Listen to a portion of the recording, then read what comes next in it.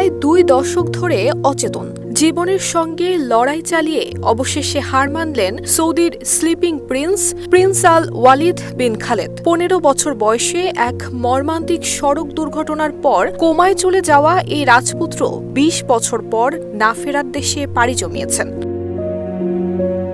1990 সালের এপ্রিলে জন্মগ্রহণকারী প্রিন্স আল ওয়ালিদ ছিলেন সৌদি রাজপরিবারের একজন বিশিষ্ট সদস্য এবং ধনকুবের প্রিন্স আল ওয়ালিদ বিন তালালের ভাগ্নে প্রিন্স খালেদ বিন তালাল আল সৌদের জ্যেষ্ঠ পুত্র। 2005 সালে মাত্র 15 বছর বয়সে লন্ডনে সামরিক ক্যাডেট হিসেবে অধ্যয়নরত অবস্থায় তিনি এক ভয়াবহ সড়ক দুর্ঘটনার শিকার হন। এর ফলে তার মস্তিষ্কে গুরুতর আঘাত লাগে এবং অভ্যন্তরীণ রক্তক্ষরণ হয়। জরুরি চিকিৎসা সেবা এবং বিশেষজ্ঞ আমেরিকান পাশাপাশি স্প্যানিশ চিকিৎসকদের সর্বোত্তম চেষ্টার পরেও তার জ্ঞান ফেরেনি। তারপর থেকে দীর্ঘ 2 দশক তিনি কোমায় ছিলেন। সেভাবেই চলছিল তার চিকিৎসা।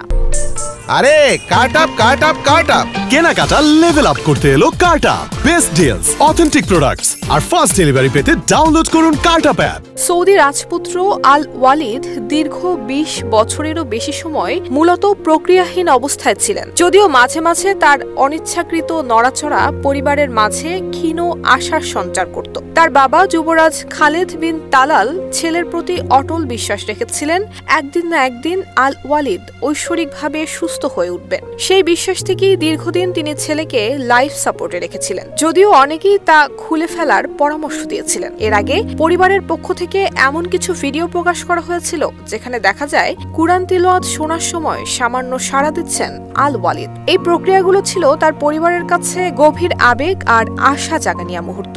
তবে শেষ পর্যন্ত সেই দীর্ঘ লড়াই থেমে গেছে।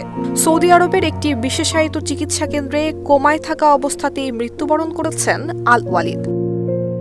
2 দশকের নীরব এই সংগ্রামের জন্য তিনি পরিচিতি পেয়েছিলেন ঘুমন্ত যুবরাজ নামে। তার মৃত্যুতে সৌদি রাজপরিবার সহ বহু মানুষের হৃদয়ে নেমে এসেছে শোকের ছায়া। নুসরাত জাহান মেহেক, ঢাকা পোস্ট।